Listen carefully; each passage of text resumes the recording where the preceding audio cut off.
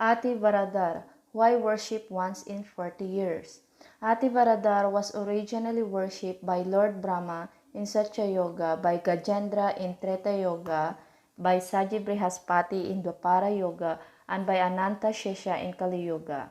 Once while Brahma was performing a yagna, fire sacrifice in Kanchipuram, the fire touched the wooden deity of Sri Athi Varadar.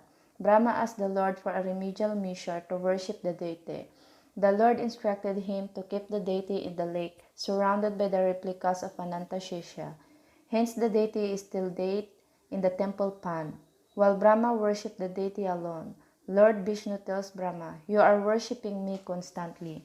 You should also give an opportunity to others for worship as well." To this, Lord Brahma agreed to allow the Lord's worship only for a few nanoseconds. Similarly, when Gajendra and Brihaspati were worshipping, they allowed the worship during their period only for a few minutes on Lord Vishnu's request. In the similar manner, when Ananta Shesha worships, he allows the worship to be offered by others for 48 days once in 40 years only.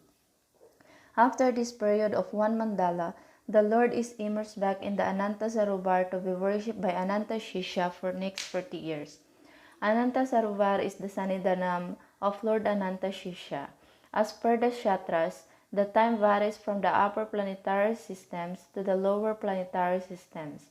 A moment of Brahma residing in the Satyaloka, which is the topmost planetary system in this material realm, is considered as a year on this Boloka, planet Earth, and so on.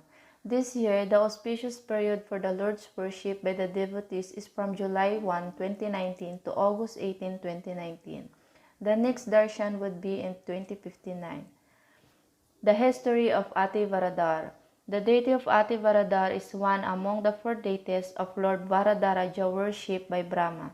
In the Satya Yoga, this deity was carved out of fig tree wood by Vishwakarma.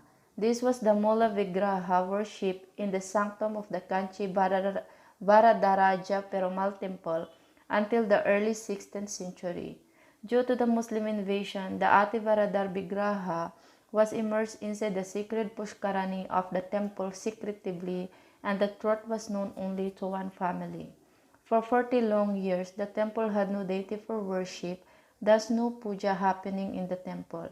The two brothers in the Dattacharya lineage, under whose authority the deity was hidden, passed away, thus taking away the secret forever.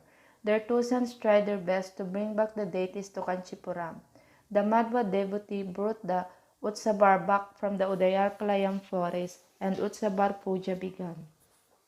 Unable to locate the original deity of Athi Varadar, the authorities of the temple decided to install the deity made out of stone, and thus the deity was brought from the Padmagiri in Pazayasivaram, located approximately 30 kilometers from Kanchipuram. This deity was known as Devaraja Perumal and was worshipped by Atri Rishi. He very much resembled Athi Varadaraja.